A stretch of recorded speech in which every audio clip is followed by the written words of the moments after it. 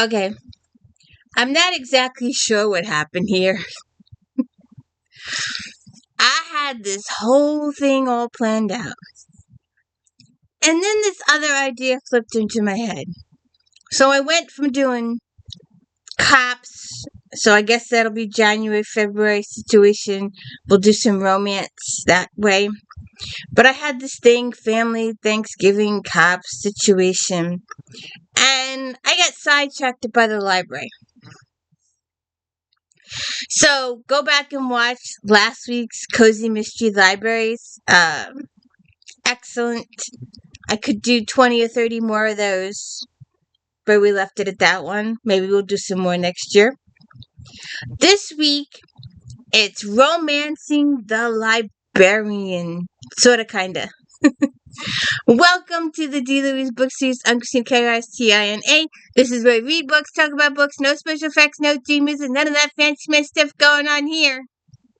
Bad sound, bad lighting, bad everything, and a co-host who's going to abandon me. Could you please hit the like and subscribe? Alright. Romancing the Librarian, or just mainstream fiction, or I haven't a clue what you call it. There's a couple of life librarian issues here that you may recognize. There's some romancing the librarian here. There's not really a mystery, no one died or no one, but there's a couple of intriguing issues here. So let's get through. Oh, I forgot. Okay. I have one. I'll put the, we're just going to start with these two. Let's see which one this is.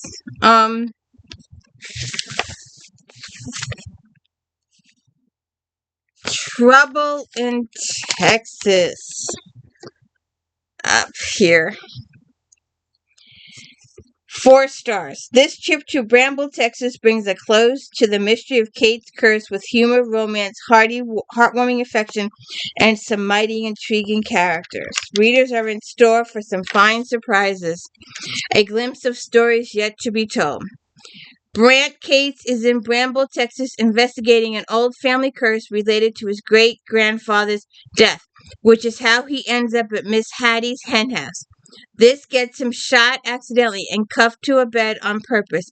Librarian Elizabeth Murphy, now the owner of Miss Hattie's and caretaker of 3 old women and former hens still living there, is not pleased when she discovers what they have done. Though Brant can't forgive the hens, he gives himself less willingly to forgive Elizabeth as he delves into the mystery of where and when his great-grandfather died. He can't help but fall for her. Naked guy on the cover. Trouble in Texas. And the only other one that appears in...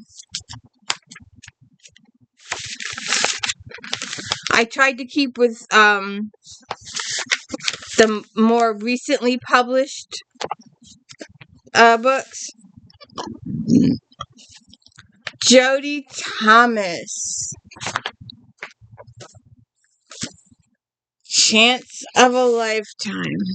Now, the one in here, and it looks like that in person, a little not so, like it didn't print right. That's how it looks in person. But we have this one. Chance of a Lifetime. With beautiful prose and a thought-provoking plot, Thomas brings to life the delightful town of Harmony and its captivating inhabitants. Once again, there are familiar faces and new ones involved in this heartwarming romance and intriguing mystery. Harmony's inhabitants live quiet yet interesting lives. Librarian Emily Tomlinson and Tannen Parker have a past that tragically separated them. However, Emily is once again drawn into Tannen's life after visiting his sick mother and becoming best friends again, young musician Bo Yates is determined to find a smart girl his age who likes him for himself. Could the mysterious girl in the... Did I just... No, yeah, that's the same one. Young musician Bo Yates is determined to find a smart girl his age who likes him for herself. Could the mysterious girl in the red Mustang be the one? Lawyer Rick Madison wants to fight for the... That doesn't make sense.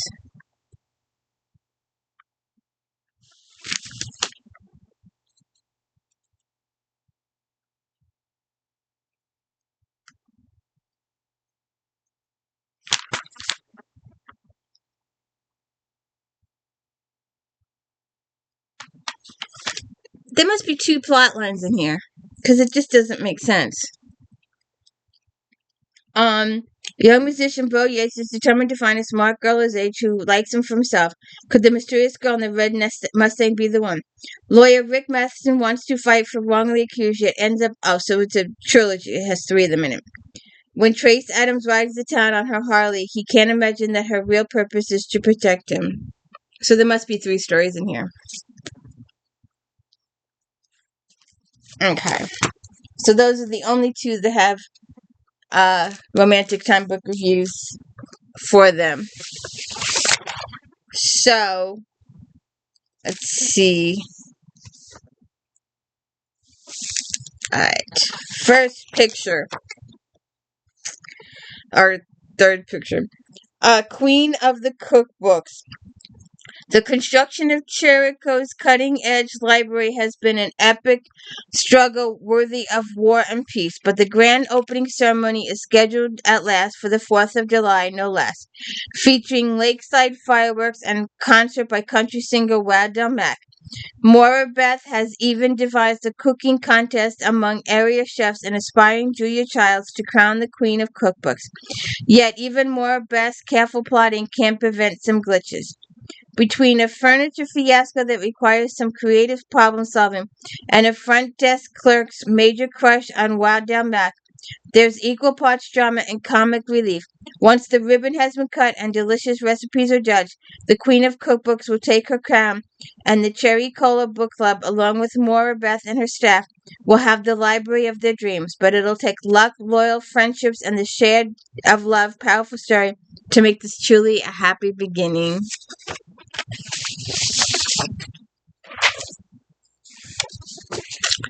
Rayanne THAYNE. I had this book, put it down, turned around, it was gone. I was like, oh, darn it. I don't know what happened to it. Cold Creek Mystery Story. Celeste has always preferred to keep herself in her hometown of Pine Gulch, Ohio, until she becomes an instant celebrity. When one of her children's stories becomes a major success, she's suddenly the talk of the town. Celeste should be gloriously happy, but someone special is still missing from her life. Could the return of her childhood crush be the answer? Flynn Delaney has moved back home for his daughter's sake, yet all the millionaire's resources can't help the little girl heal from the tragic loss of her mother. Shy librarian Celeste and her stories do hold some invaluable magic. Flynn came home looking for support. Can he find that and true love in the one who got away? The Book Woman of Troublesome Creek.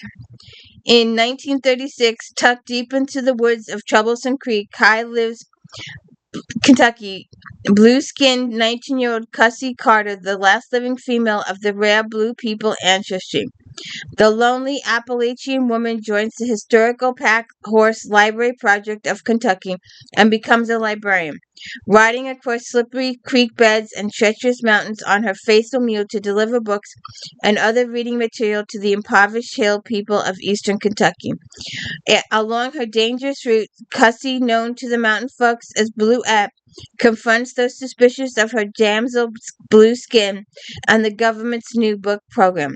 She befriends hardscrabble and complex fellow Kentuckians and is fiercely determined to bring comfort and joy, instill literacy, and give to those who have nothing a bookly respite, a fleeing retreat to faraway lands. Isn't that what a library is supposed to do? And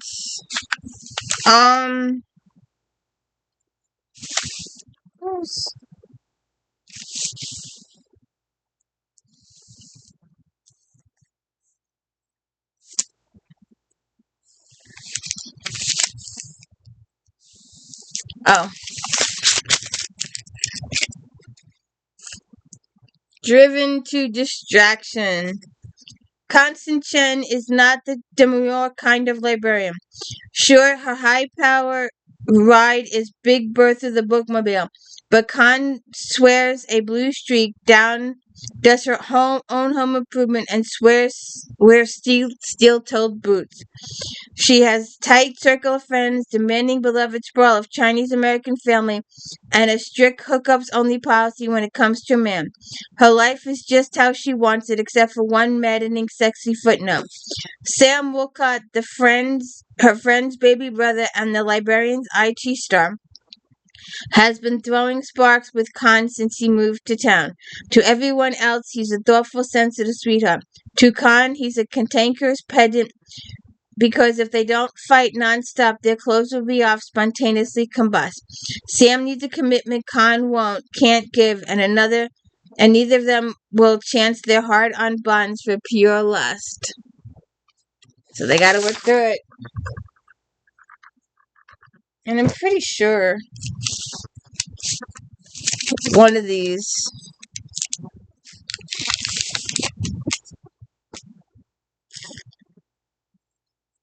Did I?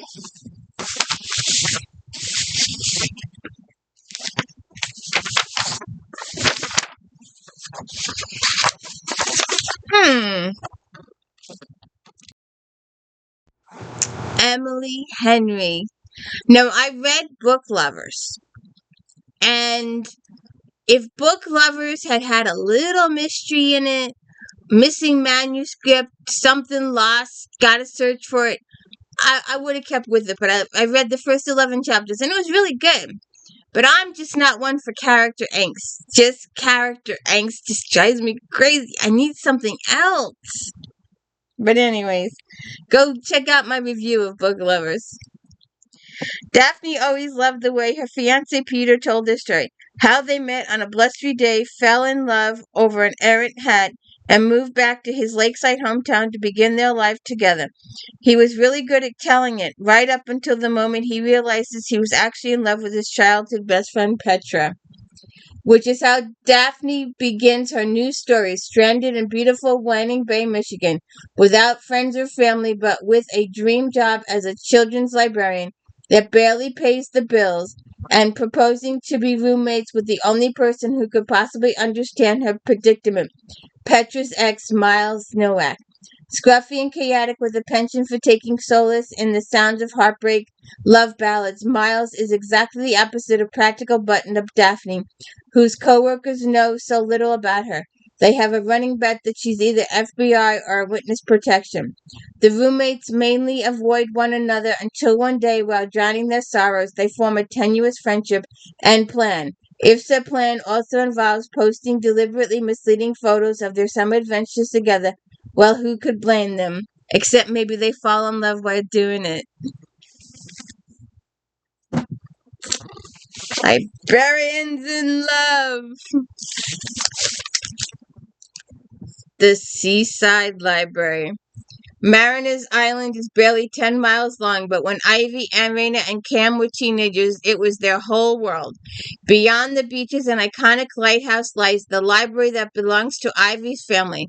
While that bound Ivy to the island as an adult, Ariana could not leave Marines behind fast enough. When a young girl went missing, a teenage Cam was the prime suspect. Ariana and Ivy knew he couldn't have hurt anyone, and they promised to protect him. Now, 20 years later, Ariana returns to Mariners just as new evidence emerges on the case. What really happened that night, over the course of one eventful summer, Ariana, Ivy, and Cam will learn the truth.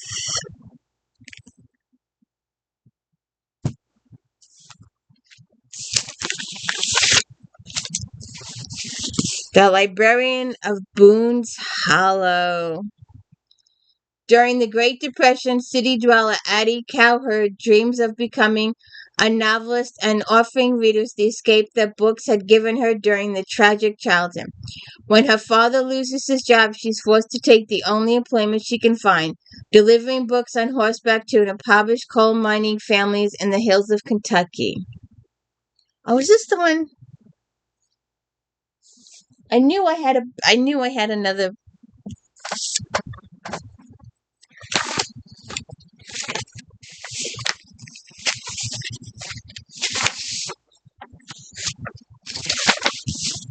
No.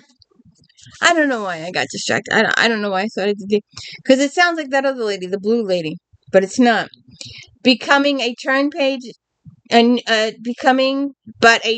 turning a new page will be nearly impossible to Boone Hollow, where residents are steeped in superstition and deeply suspicious of outsiders.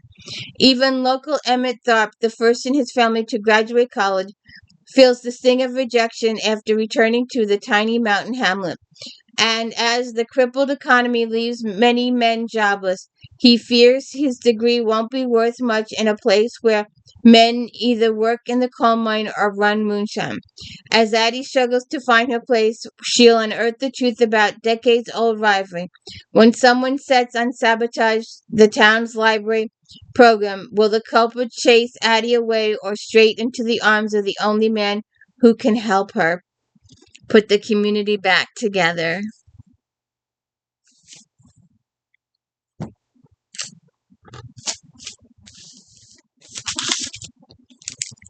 Dorothy GARLOCK, The Names of You. She comes up quite often in Flashback Monday. New York City, the hustle and bustle, the people and excitement is all Lily Denton dreams about, but ever since her mother died, her overprotective father won't ease up on her. So she spends her days working at the library and her nights hoping life doesn't pass her by. Until the fall festival.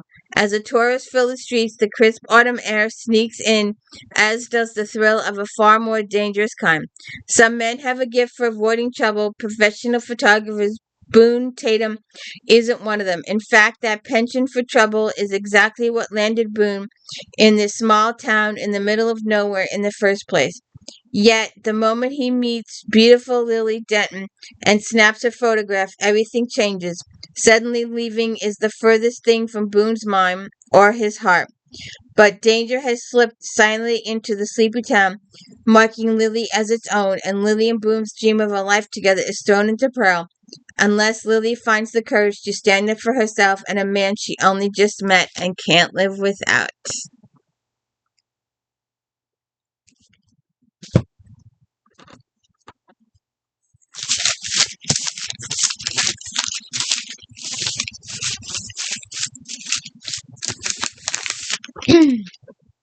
The Lonely Hearts Book Club.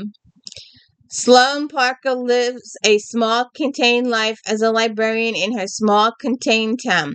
She never thinks of herself as lonely, but she still looks forward to that time every day when old curmudgeon Arthur McLachlan comes to browse the shelves and cheerfully insult her.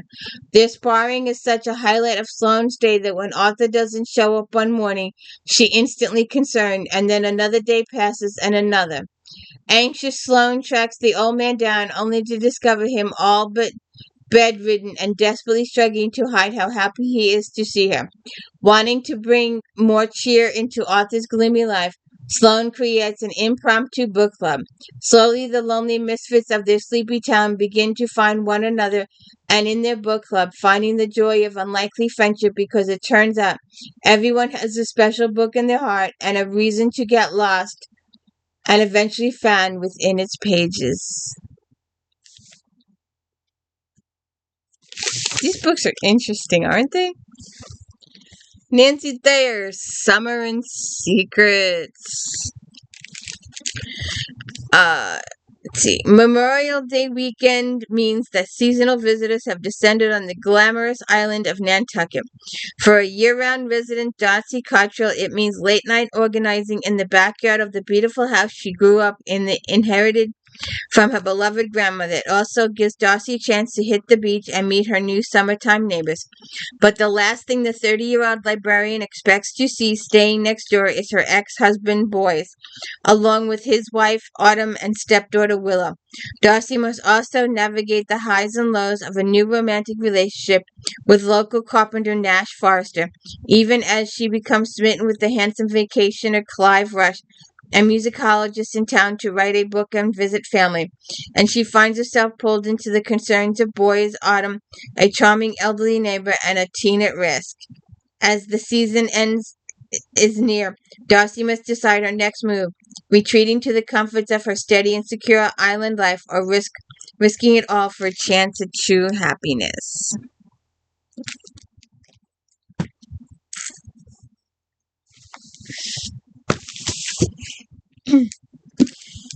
She had 2 or 3 of them. This was the one I could get my hands on. Felicia Hayes McCoy, the Transatlantic Book Club.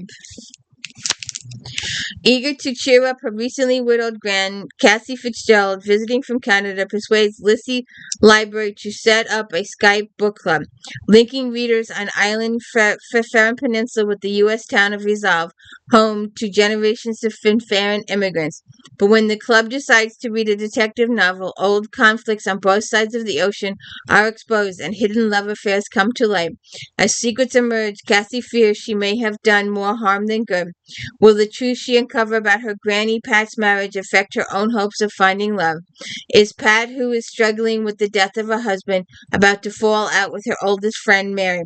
Or could the book club itself hold the key to a triumph transatlantic happy ending?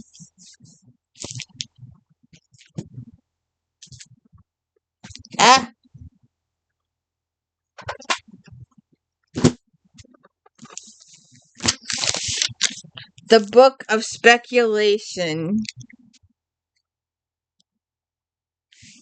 This has got that old paper to it. This has got the good paper. I always say when you see this extra thick paper, the bookseller, publisher, whatever, knew it was going to be a bestseller and they invested the extra money in the paper. I mean, that's just my opinion. I could be totally wrong. Simon Watson, a young librarian, lives alone in a house that is slowly crumbling toward the Long Island Sound. His parents are long dead. His mother, a circus mermaid who made her living by holding her breath, drowned in the very water his house overlooks. His younger sister, Enola, ran off to join the circus 6 years ago. On June Day, an old book arrives on Simon's doorstep, fragile and water-damaged. The book is a log from the owner of a traveling carnival in the 1700s who reports strange and magical things, including the drowning death of a circus mermaid. Since then, generations of mermaid in Simon's family have drowned, always on July 24th, which is just weeks away. As his friend Alice looks on with alarm, Simon becomes increasingly worried about his sister. Could there be a curse on Simon's family, and what does the book have to do with it?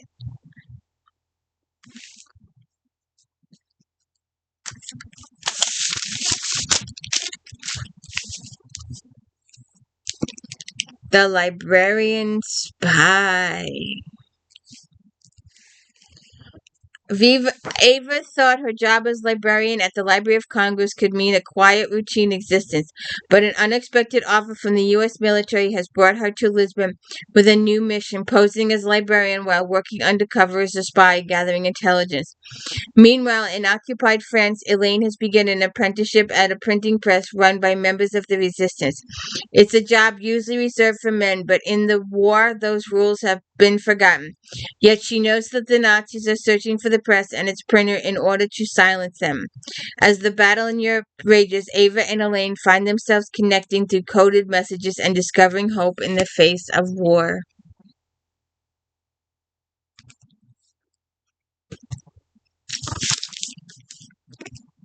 The Library Thief. 1896, after he brought her home from Jamaica as a baby, Florence's father had her hair hot comb to make her look like the other girls. But as a young woman, Florence is not too easily tamed, and when she brings scandal to his door, the bookbinder throws her into the streets of Manchester. Intercepting her father's latest commission, Florence talks her way into the forbidding hall to restore its rare books.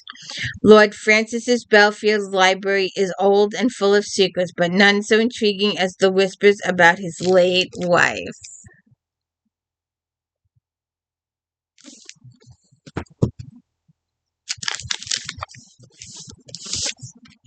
Lulu Dean's Little Library of Banned Books. Lulu Dean is on a mission. The resident's busybody of Troy, Georgia, is hell-bent on removing pornographic and propaganda from the town library. Even her long-life nemesis, school board president and former cheerleading captain Beverly Underwood, can't seem to stop her. To prove she has nothing against good, wholesome literature, Lula builds her own little lending library in her front yard for her neighbors to enjoy.